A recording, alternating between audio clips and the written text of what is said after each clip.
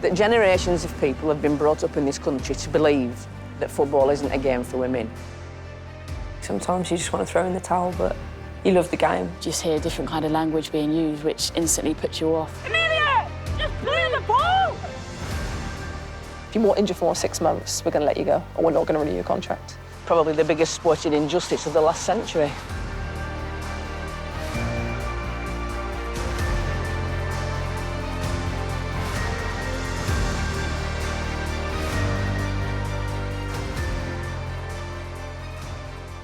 Sugar.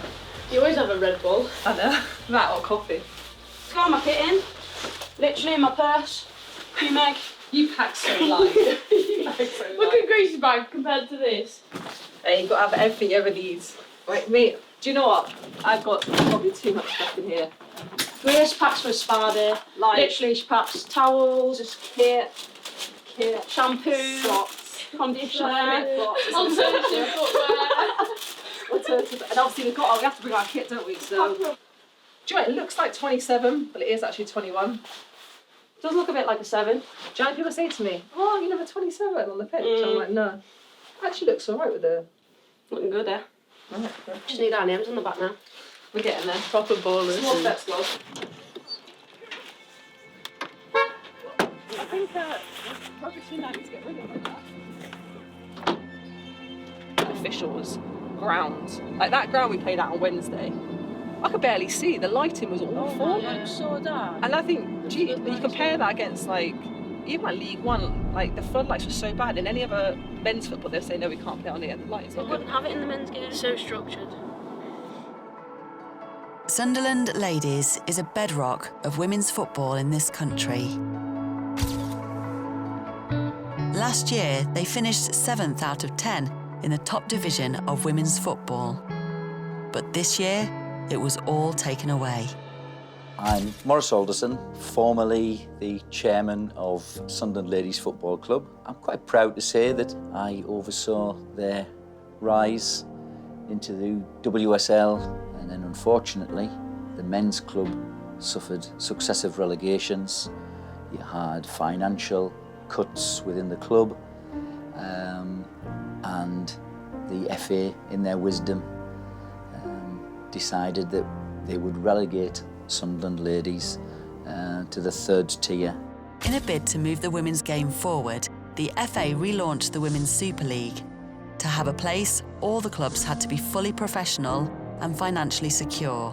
Which was a failed bid. It didn't hit the criteria, which saw the team demoted 2 divisions into the 3rd tier of women's football, which was devastating for staff, for players, because in essence we kind of lost our full-time jobs. It was nothing to do with football, really. I mean, we proved that we could compete with the best. All of the players, you know, they went to different clubs because they had the ambition to still play professional football, and something we couldn't offer. I'm heartbroken now. It was a massive deal to me, like, especially getting it, because I've joined when I was 16 to the women's games for Sunderland, and from then we built it and built it and built it, and we finally went from Super League 2 and we finally got into Super League 1, and it felt like we had everything in front of us and everyone was supporting us and things like that. And then suddenly we just got demoted through non-footballing reasons, which was really heartbreaking. We obviously had a development team that played underneath the first team, and a lot of them players have had to step up and play senior football for the first time in Askin. So it's trying to find the best players to try and get one promoted. Last year we were training on frozen pitches. You should have seen what we were using for resources, and that's when we were competing with the top level clubs and we're still getting results out of it. So imagine if we had all of them resources and all that help, we could have been in such a much better place. There's no financial gain anymore, there's no money involved, they're all volunteers. You know, all the staff are volunteers, they do it for free. All the players fund themselves, they buy all their own kit, they get themselves to train and they don't get any expenses. So to find people to do that and, you know, put real pressure on them to try and get promoted at the first time of asking has been really difficult. Harks back to 2011 at the original FA meetings when they unfurled a map, and this is our plan for the future of the women's game. And the map actually stopped at Leeds, and I did raise the fact that there were 3 teams, Middlesbrough, Sunderland and Newcastle, who were above that line. Oh, it's only, they just dismissed it. It was then up to myself to kind of rebuild the whole Sunderland Ladies for that 3rd tier. It's definitely hindered their opportunities to be professional footballers. When we were in WSL1, we had so many fans coming to the game, so many young girls who, the girls were role models to the younger kids, and you can see through the attendance levels now we're getting nowhere near as many. So who are them girls now aspiring to be? Where are they now? Have they now lost interest in football? There was 1,500 average coming to each game, and now we're lucky if we get 150 through the turnstile. So where they're gone, and that's kind of the worry, that their interest in women's football has disappeared, or they might have decided to go and support another team. So to try and get that interest back is really important, to give the young girls their role models. It's not just in the 3rd tier where women's football is struggling for crowds. Even at the League Cup final this year, there were just over 2,000 people watching it live. I think the one thing that needs to improve is the crowds. It's a cup final today. I'd love to see more people getting behind the women's game, coming to support. You want to see filled out stadiums. I think for me that's something that's really important. But it wasn't always like this. 100 years ago, women's football was bringing in bigger crowds than the men. And at the centre of it all was the Dick Kerr Ladies. Well, the Dick Kerr Ladies were formed at a factory in Preston, making munitions during the First World War. And during the First World War, nearly every factory across the country had a ladies' football team. And the biggest crowd was 53,000 at Goodison Park, Everton, on Boxing Day 1920.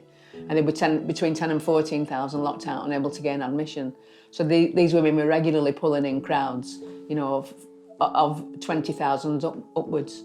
As the official historian of the Dick Kerr Ladies, Gail Newsham has dedicated her life to keeping their story alive. They did it to raise money for the wounded soldiers that had been injured during the war and families that had been bereaved. Ordinary people would pay to go and watch women's matches week in and week out. And Dick Kerr's first match in 1917 was 10,000, so they'd just grown their audience. Professor of Sport at Wolverhampton University, Jean Williams, is an expert on the history of women's sport. It was women's football that was the more topical and the really big draw. So, it was the real phenomenon of the First World War. The biggest star of the time was Lily Parr. Lily Parr is a personal hero of mine. Probably the best goal scorer that the country's ever seen as far as women are concerned, and scored throughout her career probably around 1,000 goals. She was absolutely wonderful. She was tall, she was very sure of herself. I could have a good laugh with her, and she played football very well. If Lily Parr had the exposure some of the more historic male players had, we would have a different situation now. She scored 3 times as many goals as Bobby Charlton, but very few people have heard of Lily Parr. But why is this? Because on the 5th of December 1921, the FA Council banned women from playing football. It was a prohibition by the FA saying that football was an inappropriate sport for women, so it was basically unfeminine. And then secondly, that women's teams could not play on grounds affiliated to the Football Association or the Football League. We played on rugby grounds. We played on the centre of a dog track once. The FA had no jurisdiction over the ground whatsoever. The British Legion or whoever this was on this particular sports ground. But the FA said that they couldn't play. And if they did, the lads' team that used it would be in trouble. Complaints having been made as to football being played by women, Council felt impelled to express the strong opinion that the game of football is quite unsuitable for females and should not be encouraged. Council are further of the opinion that an excessive proportion of the receipts are absorbed in expenses and an inadequate percentage devoted to charitable objects.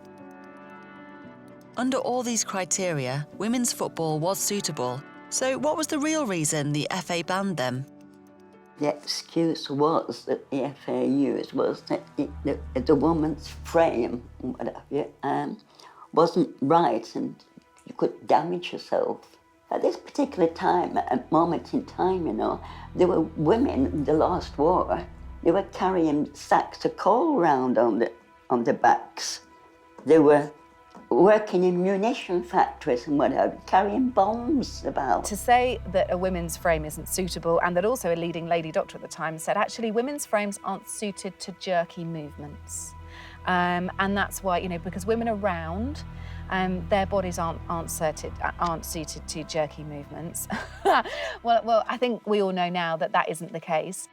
Pointing at our physicality to say that we can't play, the fact you're saying that the money enough of it doesn't go to charity, even though there was a considerable amount going to charity, they were all excuses, and they were excuses to shunt women back into domestic duties after the war. I interviewed ladies that played before the ban, and they all said to me that they thought that the FA had done this because they were drawing bigger crowds than some of the men's games. And they were jealous. My theory on that is that the Football League actually expands in 1920-21 season. So there had been 2 divisions, a first and second division, and we then get a 3rd division south and a 3rd division north, effectively doubling the size of the Football League. And I think it was the Football League teams putting pressure on the Football Association to protect whatever revenue streams were in football for men's football. Financial side had a lot to do, but also the whole way of thinking that when the men came back from war, they had to be respected for what they'd done. They had to go back into the life as it was before. So the women were pushed back out of the factories, having done, you know, incredible work, and suddenly women were engineers and were being able to do this. And yet, to allow the men to come back and fulfill their potential, the women were kind of pushed a bit more back into the home. I thought it was absolutely disgusting from what they did. The ban lasted for 50 years, and in my opinion, it's probably the biggest sporting injustice of the last century. The way I look at it is that generations of people have been brought up in this country to believe that football isn't a game for women. After pressure from UEFA, the FA revoked the ban in 1971, and it's clear to see the women's game has been held back. Today, the women are feeling the effects. Being at Sunderland Ladies now, we don't get paid to play, so my job has to take priority because it's how I earn an income, it's how I earn a living. So for me, it's very much working my diary as best possible around football, but appreciating that at times meetings might take me to London and I don't get home to 8 p.m. at night, and therefore I miss training. You want to give football as much time as you possibly can to give yourself the biggest chance of success, yet it is a hobby. And I don't say that lightly because I think it's a hobby that consumes a lot of your time. To find out more about the struggle of being semi-pro, we spoke to the players of Aston Villa. So, Kerry Welsh, forward for Aston Villa Ladies. I also work for Port Vale Foundation, Female Football Development Officer. I work long days with the job that I'm involved in. It's a lot of evening work, but I also have to work during the day. And then obviously we train Tuesdays and Thursdays here with the club, so I pretty much come straight from work to come here to training. And I don't want to paint on a negative light at all, because I think football has brought me like a wealth of like memories and friendships. But I think there does come a point where you're like, is it really worth all the time I'm giving up for it? And I think if everyone's honest, every footballer has gone through that, or at least female footballer have gone through that on a regular occasion.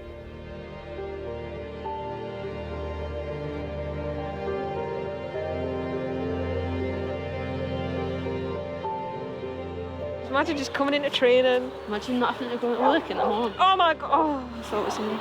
Yeah, imagine.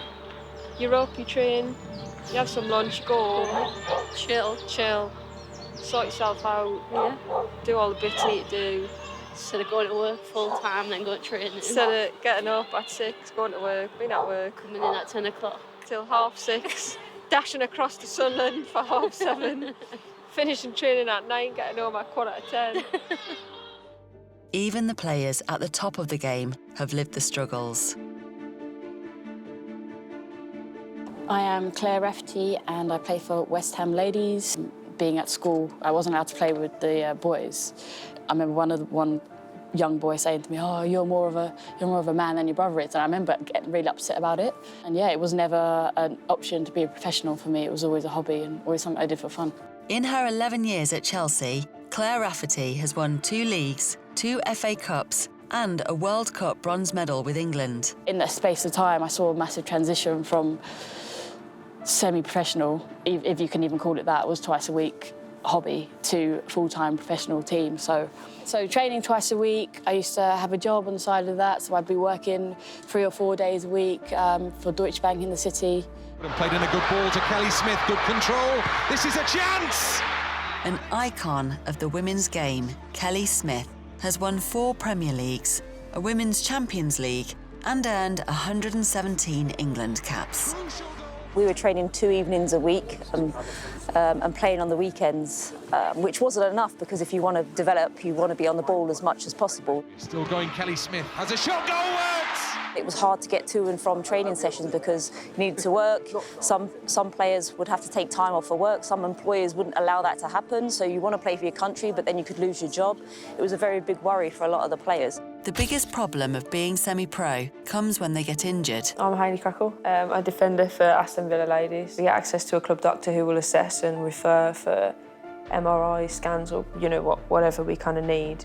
But I would imagine in terms of what the men get, it's not that great. Yeah, we haven't got access to what we would like, both physically and financially. I mean, I've been injured for 4 months now, and I'm pretty certain if I'd have got an MRI from the start, and my steroid injections and everything, if it was all done together, I think I'd probably be back playing now. Yeah, so when I tore my ACL, my best friend had done it 6 months before. We joked that we'd done everything together, but probably not that thing. But we were playing at the same club, and the club agreed to fund her operation, and they paid for it outright. And then when I told them I'd done mine, because I hadn't sustained the injury on site, they said, look, we can't help you. We've spoken to the board, and it's a business decision that, because one, it wasn't on our premises, and two, because how much it costs, we're not going to fund you through it. And I think the hardest thing for me was, one, the fact that my friend had got funded hers and not mine, although I'm happy for her, but two, the fact that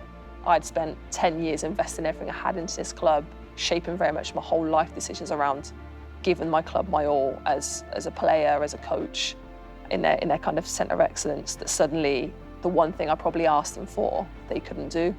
It's just one of those things as a female player, it takes a lot longer because you go through your GP, through the NHS, and it's a longer process than just getting referred privately through the club, because the men get that and we don't. Though initially I was a bit lost, I was a bit like, well, I don't know who to go to. I don't know how to get through this. I'm in a very unknown situation, and I kind of had no one to turn to. It got really bad at one stage, and I had to have a month off work. So obviously you don't get your sick pay or anything like that, so you take a month off, no salary, so it's tough. The reality of the women's game is that if you can't do what a club needs you to do, they'll just get rid of you and get someone else to do it. Like, if you're more injured for more 6 months, we're going to let you go, or we're not going to renew your contract. You just want to throw in the towel, but you love the game, you love being around your team, so you just keep going and keep grafting away. But players need that psychological support, the lifestyle support, the medical support. If you can't get that, you're never going to allow them to achieve what they need to on the pitch. Because of the limited resources of women's football, many talented players have left the game.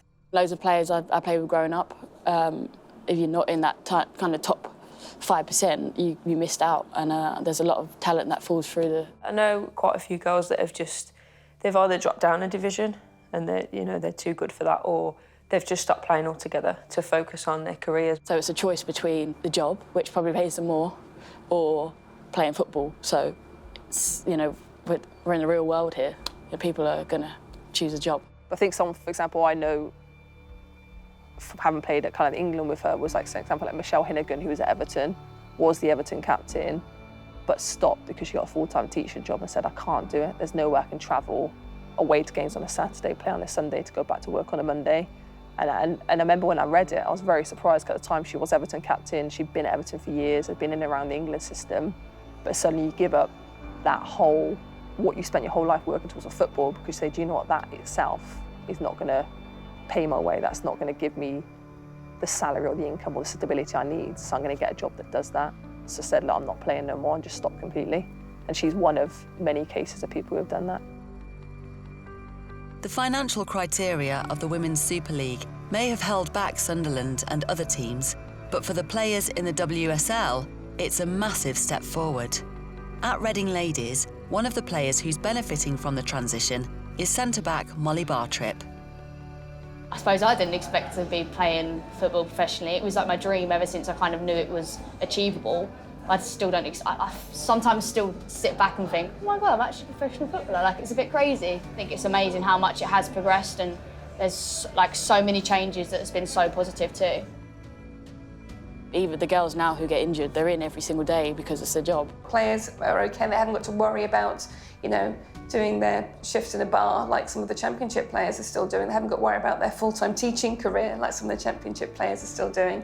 They can just concentrate on football. They've got a decent wage to cover all their costs. For the first time ever, you've got a pathway for players from grassroots and from youth football into like a fully professional job for the first time ever. Kids growing up now are hitting it at the right time too.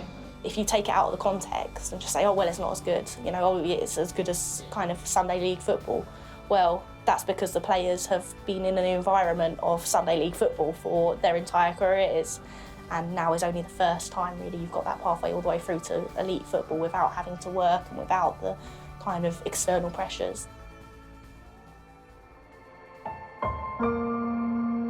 But the biggest challenge has always been people taking it seriously. I'm not gonna lie, places I've worked, you get men who go, well, it's rubbish, it's this, it's that. And it kind of just flies over my head because I don't even think you've even been to a game, and it's just opinions. So I've sat in stands at grounds, at games, to watch friends play football. And you get people making comments around you about women's football. I think, and you're sat here watching it. It's a bit ironic. You're talking about a period of time when the men's game was reaching a peak in terms of wages, in terms of professionalism, the fact they got sports psychologists coming in, nutritionalists, and working that extra yard to be able to become those premium athletes that they are. And people were making that comparison to women's teams, which were playing in their spare time a few hours a week around juggling home life and jobs. In my early days, I had to leave England because it wasn't taken very seriously, women's football. I had to go to America. I remember coming back from a 2011 World Cup, walking in and being like, oh, where have you been? And I'm thinking, I've just spent 6 weeks in Germany, playing in the biggest tournament of my whole career, and I walk in and no one even knows what I've been doing. And it's been like, oh, you're still doing that? So we still get, oh, you're still playing football? I'm thinking, yeah. But two events were about to change those views. London 2012 changed it for me. It changed from just being an odd story. They were on the front pages, they were on the back pages. And a record crowd of 83,000 at Wembley, and nobody saw that coming. The atmosphere was sensational. And you look at that support just generally for women's football at that Olympic Games, and it really catapulted it into a new era. There was a huge grab for London 2012 tickets. We all entered our details into this syndicate to try and get tickets. And so we were basically taking whatever we had, and that meant that stadiums were packed out because people were, first and foremost, happy to be at the London 2012 Olympics. But they came to watch Team GB, and that was the first time the label got removed and the first time people kind of were like, oh, actually, this is a good standard, this is fun to watch. If London 2012 was the spark that lit the fire for women's football, then the World Cup 3 years later was about to fan the flames. I think, generally speaking, the expectations were quite low. I think lots of people, before we went out there, I remember speaking to people and they were like, wouldn't it be great if they got out the group stages? It would just go to show that they can get through that. During those group stages, it became apparent that the team were not bottling it. They were upping their level. And it was so exciting for us to see because we knew that they deserved to be there. After beating Colombia, Mexico and Norway, England faced Canada in the quarterfinals. When we played Canada on, I think it was on Canada Day in Vancouver, in front of like 60,000 screaming Canadians all wearing red. The atmosphere was incredible. I mean, talk about being outnumbered.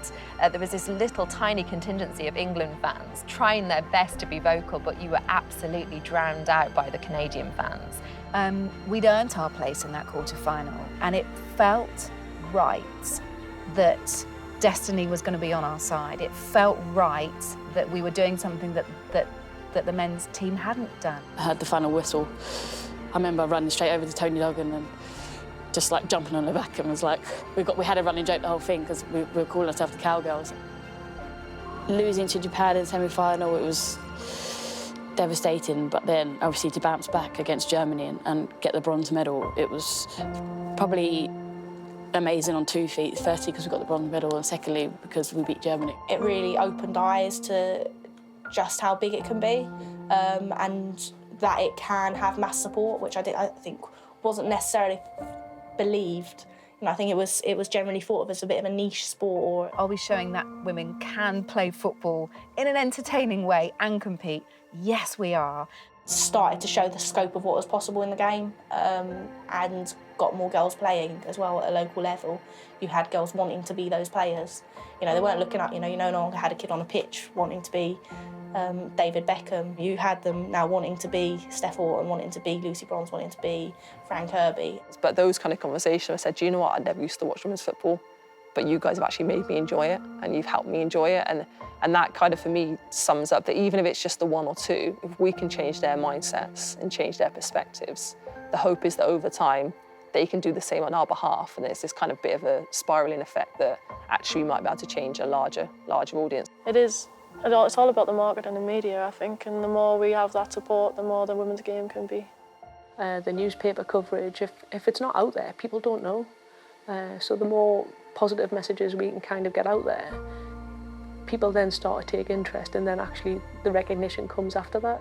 We already have, recognition of the achievements of the England team. They've done really well.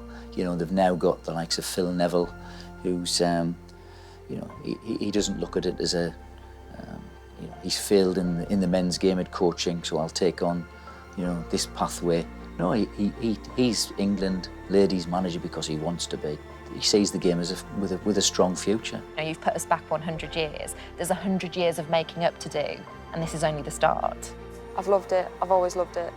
I'll always kind of fly the flag for it, and I will always support it. Like, it's great to see people who I've played with, like close friends, teammates, go on and kind of push boundaries. The idea that they're role models, they enjoy that. They enjoy signing autographs at the end of the games for the young kids who are bought a programme with their posters in.